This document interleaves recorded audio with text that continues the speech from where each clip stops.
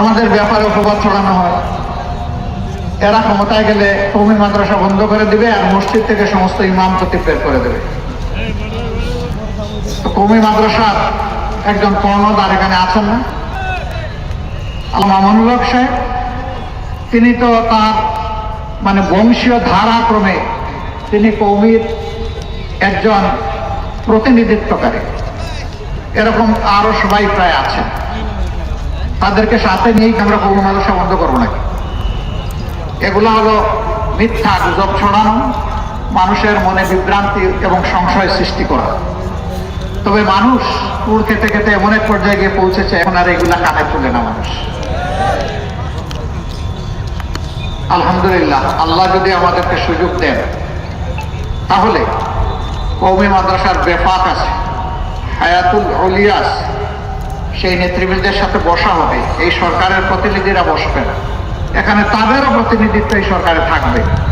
বসে কওমি মাদ্রাসার উৎকর্ষ সাধনের জন্য যা করা দরকার তাই করতে আমরা বদ্ধপরিকর। এখন মূলত দ্বীনি শিক্ষাটাকে ধরে রেখেছে কওমি মাদ্রাসা। আমরা সেই দিন চাই, আর আমরা নাকি কওমি মাদ্রাসার বিরোধিতা করবো। আশ্চর্য। সম্মানিত ভাইয়েরা,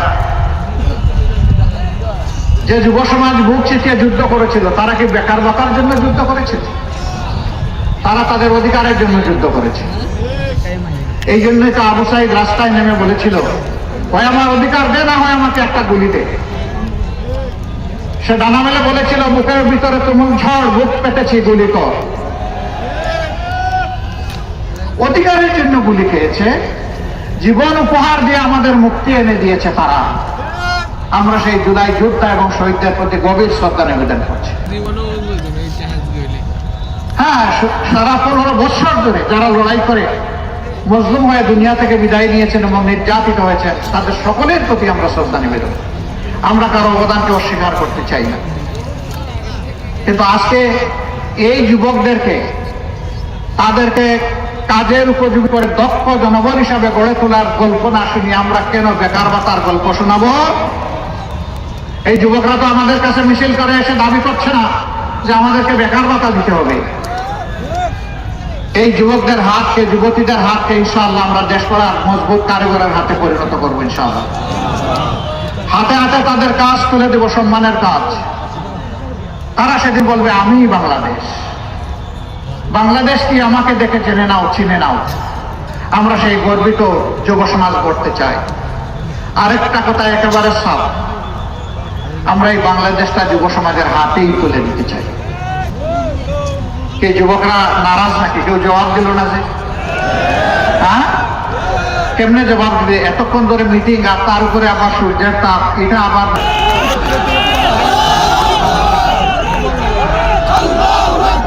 আসসালামু আলাইকুম রহমতুল্লাহ। হ্যাঁ, সালাম স্লোগানে হারিয়ে গেছে। আসসালামু আলাইকুম রহমতুল্লাহ। কেমন আছেন চৌদ্দগ্রামের প্রিয় ভাই বোনেরা? আলহামদুলিল্লাহ, আলহামদুলিল্লাহ রাব্বিল আলামিন, ওয়াসসালাতু ওয়াসসালামু আলা রাসূলিহিল কারীম ওয়া আলা আলিহি ওয়া সাহবিহি ওয়া আহলি বাইতি আজমাইন। মঞ্চে বসা আজকের এই নির্বাচনী জনসভা যাকে ঘিরে, এই জনসভার সম্মানিত সভাপতি, 11 দলীয় নির্বাচনী ঐক্যের পক্ষ থেকে ঐক্যবদ্ধ বাংলাদেশ করার অন্যতম রূপকার, আপনাদের প্রিয় সন্তান, প্রিয় ভাই জনাব ডক্টর সৈয়দ আব্দুল্লাহ মোহাম্মদ তাহের, স্নেহের সহকর্মী, 11 দলীয় ঐক্যের অন্যতম শীর্ষ নেতা, জাতীয় নাগরিক পার্টির আহ্বায়ক নাহিদ ইসলাম, বাংলাদেশ খেলাফত মজলিসের সম্মানিত আমির, বিশিষ্ট আলেমে দ্বীন আল্লামা হযরত মাওলানা মামুনুল হক, 11 দলের অন্যান্য নেতৃবৃন্দ, স্থানীয় সাবেক এবং বর্তমান জনপ্রতিনিধিবৃন্দ, আজকের এই নির্বাচনী জনসভায় উপস্থিত প্রিয় চট্টগ্রামবাসী, শহীদ পরিবারের গর্বিত সদস্যবৃন্দ, জুলাই যোদ্ধাবৃন্দ এবং মিডিয়ার সহকর্মীবৃন্দ, আমার আগে মৌলিক কথাগুলো সবার বলা হয়ে গেছে। আমি 2-4টি কথা বলেই আজকে বিদায় নেব ইনশাআল্লাহ। প্রথম হচ্ছে, আমরা এসেছি চট্টগ্রামে। আমি বিশ্বাস করি চট্টগ্রামের প্রত্যেকটি মানুষ আমার চাইতে ডক্টর সৈয়দ আব্দুল্লাহ মোহাম্মদ তাহেরকে অনেক বেশি চিনেন।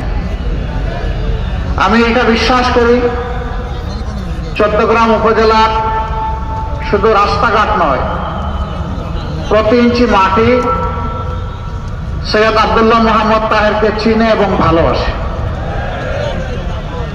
কাজেই তার পরিচয় আপনাদের সামনে তুলে ধরা এটি অনেকটা মাসির সামনে মা গল্প বলার মতো। আমি শুধু সংক্ষেপে এই কথাটি বলবো, ইনশাআল্লাহ আল্লাহর পর আস্থা রেখে ভরসা রেখে বলতে পারি যে বাংলাদেশের মানুষ একটা পরিবর্তন চায়, এবং 13 তারিখ থেকে বাংলাদেশের মানুষ একটা পরিবর্তন দেখতে চাচ্ছে। 12 তারিখের পরে 13 তারিখ যে পরিবর্তনটা আসবে, এটি আসবে আমাদের যুব সমাজের আকাঙ্ক্ষার উপর ভর করে, আমাদের মায়েদের নিরাপত্তার আকাঙ্ক্ষার উপর ভর করে, গোটা বাংলাদেশের ইজ্জতের উপর ভর করে। আমরা আর কোনো আধিপত্যবাদকে মানব না, আমরা আর কোনো ফ্যাসিবাদ দেখতে চাই না, আমরা আর কোনো দুর্নীতিগ্রস্ত সরকার এই দেশে দেখতে চাই না। আমরা একটি মানবিক বাংলাদেশ দেখতে চাই। সেই বাংলাদেশে আপনাদের দোয়া এবং ভালোবাসায়, মহান আল্লাহ তাআলার ইচ্ছায় বিইজনিল্লাহ ইনশাআল্লাহ এই 11 দল আপনাদের পক্ষ হয়ে এই জাতি পরিচালনা করবে। কাজেই আপনারা যদি ডাক্তার সৈয়দ আব্দুল্লাহ মোহাম্মদ তাহেরের পর আস্থাকে তাকে বেছে নেন আপনাদের পবিত্র মূল্যবান ভোটের মাধ্যমে, ইনশাআল্লাহ আমি আল্লাহর পর ভরসা করে বলতে পারি মন্ত্রী পরিষদে একজন সিনিয়র সদস্য এই চট্টগ্রাম পাবে ইনশাআল্লাহ। এখন সিদ্ধান্ত আপনাদের। চট্টগ্রামবাসী এই সুযোগ কাজে লাগাবেন কিনা এটা চট্টগ্রামবাসীর সিদ্ধান্ত। তবে আমি আগেই বলেছি, মূল ফয়সালা আল্লাহ রাব্বুল আলামিনের। কুলিল্লাহুম্মা মালিকাল মুলকি তুতিল মুলকা মান তাশাউ ওয়া তানজিউল মুলকা মিম্মান তাশাউ। এটা আল্লাহ তাআলার ফয়সালা, আমরা গভীরভাবে বিশ্বাস করি। তবে যেহেতু 15.5 বছর বিশেষভাবে বাংলাদেশের মানুষ, আলেম ওলামা, রাজনৈতিক প্রতিপক্ষ আওয়ামী লীগের যারা ছিলেন, সিভিল সোসাইটির সদস্যবৃন্দ, সাংবাদিক বন্ধুগণ, এক কথায় সারা দেশবাসী যেহেতু মজলুম ছিলেন, আর আমরাও মজলুম ছিলাম, আমরা আশা করছি এখনো যারা মজলুম তাদের পক্ষেই বাংলাদেশ থাকবে ইনশাআল্লাহ। আরেকটা কথা একেবারেই পরিষ্কার করতে চাই, আমরা দলীয় কোনো শাসন এই দেশে দেখতে চাচ্ছি না। আমরা জামাতে ইসলামের বিজয় চাচ্ছি না, আমরা 18 কোটি মানুষের বিজয় চাচ্ছি। 18 কোটি মানুষের বিজয় হবে আমাদের 11 দলের সবার বিজয়। চট্টগ্রামে এই প্রতীকটি দাঁড়িপাল্লা, 300 আসনে বিভিন্ন জায়গায় বিভিন্ন প্রতীক থাকবে। এই প্রতীকের পক্ষে জনগণকে সাথে নিয়ে 11 দল লড়ে যাবে ইনশাআল্লাহ। যেখানে যে প্রতীক, আমরা সেই প্রতীকের সঙ্গে হয়ে যাব, এবং 300 আসনে জিতে আসার জন্য আমাদেরকে চূড়ান্ত লড়াই করতে হবে। আমরা বিশ্বাস করি সত্যের বিজয় হবে ইনশাআল্লাহ। যা আল হক ওয়া যাহাকাল বাতিল ইন্নাল বাতিলা কানা যাহুকা। বাতিল সব তছনছ হয়ে যাবে ইনশাআল্লাহ। 5 তারিখের পর আপনারা দেখেছেন কার কি কর্মকাণ্ড, কার কি চরিত্র।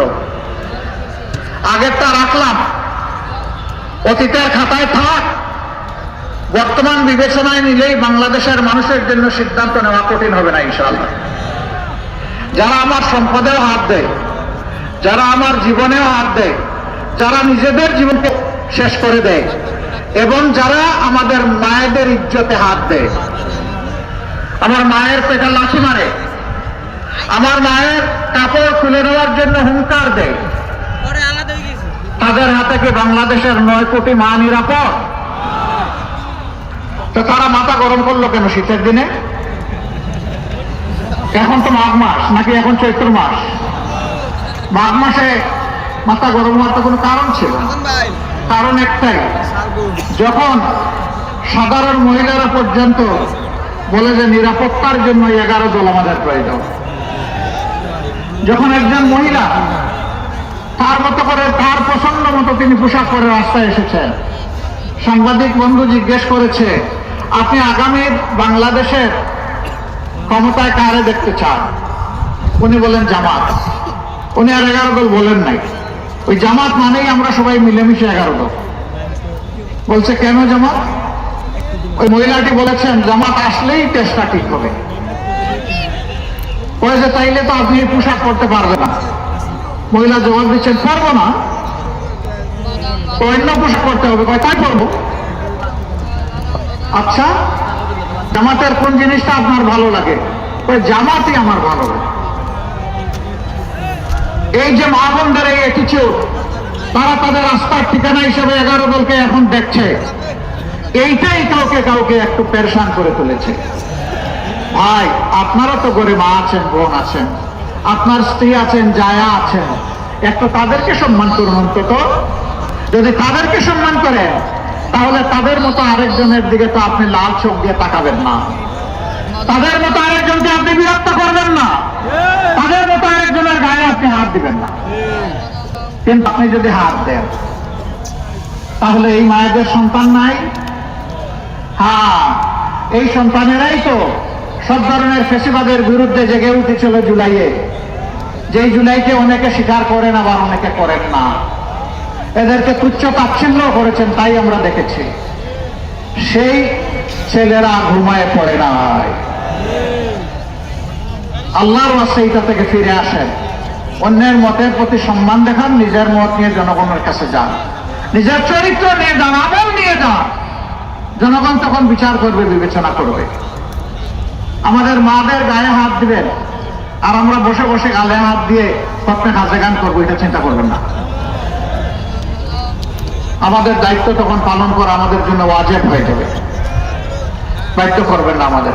ফিরে আসুন, মাকে সম্মান করুন, মায়ের জাতিকে সম্মান করুন। প্রিয় দেশবাসী, আমাদের অঙ্গীকার তো স্পষ্ট। আমরা বলেছি চাঁদাবাজি সহ যত দুর্নীতি আছে আমরা এগুলার জড় কেটে দিতে চাই ইনশাআল্লাহ তাআলা। লাগে এতে কারো ভয় পাওয়ার তো কিছু নেই।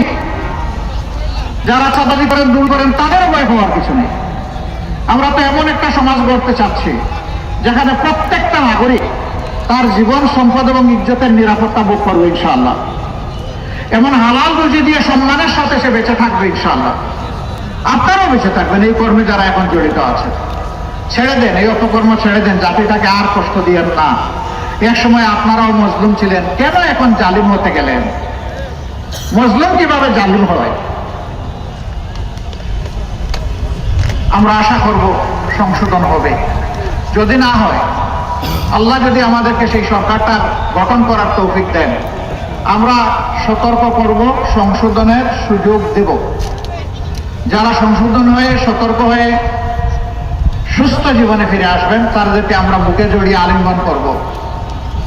যারা আসবেন না তাদের বিশুদ্ধে আমাদের কোনো মায়া দয়া থাকবে না। আমরা চরম নির্দয় হয়ে সেখানে অবস্থান নেব। 18 কোটি মানুষকে সম্মান করার জন্য নেব। সরকারি চাকরিতে, বিভিন্ন বাহিনীতে, বিভিন্ন অফিসে, আদালতে, মিল, ফ্যাক্টরি, সেক্টর, ইন্ডাস্ট্রিতে যারা আছে, আমরা জানি অনেকের বেতন দিয়ে সম্মানজনকভাবে চলা কঠিন। এই সরকার হবে একটা জনকল্যাণমূলক সরকার।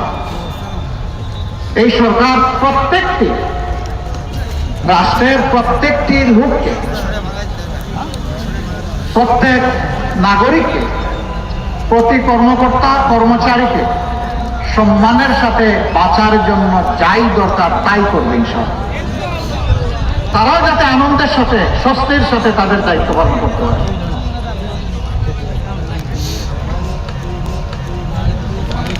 আমাদের ব্যাপারে অপবাদ ছড়ানো হয়, এরা ক্ষমতায় গেলে কওমি মাদ্রাসা বন্ধ করে দিবে আর মসজিদ থেকে সমস্ত ইমাম খতিব বের করে দেবে।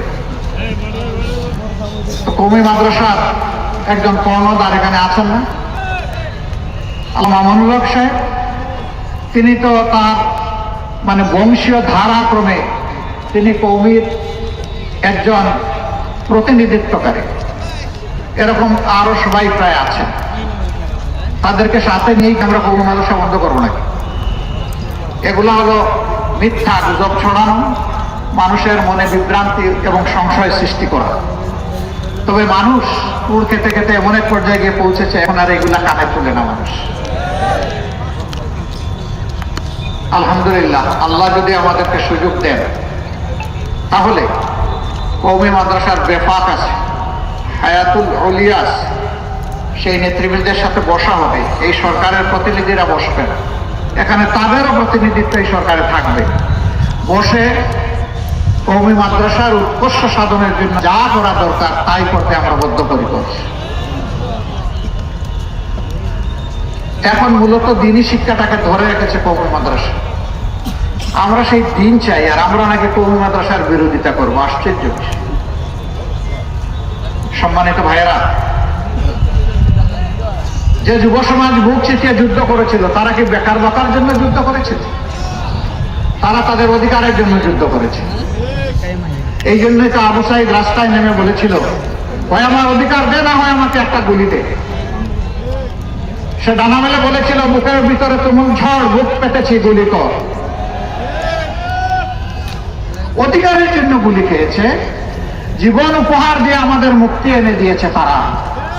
আমরা সেই জুলাই যোদ্ধা এবং শহীদদের প্রতি গভীর শ্রদ্ধা নিবেদন করছি। হ্যাঁ, সারা 15 বছর ধরে যারা লড়াই করে মজলুম হয়ে দুনিয়া থেকে বিদায় নিয়েছেন এবং নির্যাতিত হয়েছেন, তাদের সকলের প্রতি আমরা শ্রদ্ধা নিবেদন। আমরা কারো অবদানকে অস্বীকার করতে চাই না। কিন্তু আজকে এই যুবকদেরকে, তাদেরকে কাজের উপযোগী করে দক্ষ জনবল হিসাবে গড়ে তোলার গল্প না শুনি আমরা কেন বেকার ভাতার গল্প শোনাবো? এই যুবকরা তো আমাদের কাছে মিছিল করে এসে দাবি করছে না যে আমাদেরকে বেকার ভাতা দিতে হবে। এই যুবকদের হাতকে, যুবতীদের হাতকে ইনশাআল্লাহ আমরা দেশ গড়ার মজবুত কারিগরের হাতে পরিণত করবো ইনশাআল্লাহ। হাতে হাতে তাদের কাজ তুলে দেব, সম্মানের কাজ। তারা সেদিন বলবে, আমি বাংলাদেশ, বাংলাদেশ কি আমাকে দেখে জেনে নাও, চিনে নাও। আমরা সেই গর্বিত যুব সমাজ করতে চাই। আরেকটা কথা একেবারে সাফ, আমরা এই বাংলাদেশটা যুব সমাজের হাতেই তুলে দিতে চাই। কে যুবকরা নারাজ নাকি? কেউ জবাব দিল না যে? হ্যাঁ, কেমনে জবাব দিবে? এতক্ষণ ধরে মিটিং, আর তার উপরে আবার সূর্যের তাপ, এটা আবার মাঘ মাসে।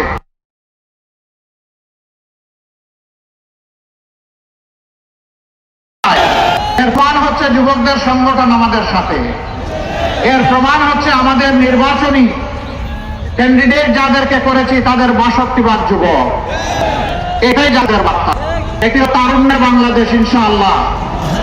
এটি হবে যৌবনদীপ্ত বাংলাদেশ। যৌবন কোনো বাধা মানে না।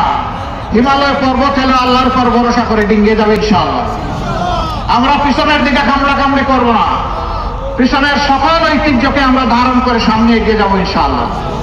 আমাদের লক্ষ্য এখন শুধু সম্মুখপানে, আমাদের লক্ষ্য জাতিকে ঐক্যবদ্ধ করে এগিয়ে যাওয়া। এই জন্য দলের ভিতরে দলকে হজম করার এই নীতিতে আমরা বিশ্বাস করি না। আমরা দলকে তার সম্মানের জায়গায় রেখে যার যার প্রতীকে 11টি দল নির্বাচনে আমরা অবতীর্ণ হয়েছি। আর আমরা ঘোষণা দিয়েছি, প্রতীক যেখানে যেটা পড়বে ওইটাই আমাদের সবার প্রতীক। আমরা এইভাবে ঐক্যের একটা বার্তাই জাতিকে দিচ্ছি। আমরা কথা দিচ্ছি ইনশাআল্লাহ আগামীতে ঐক্যের সরকার গঠিত হবে।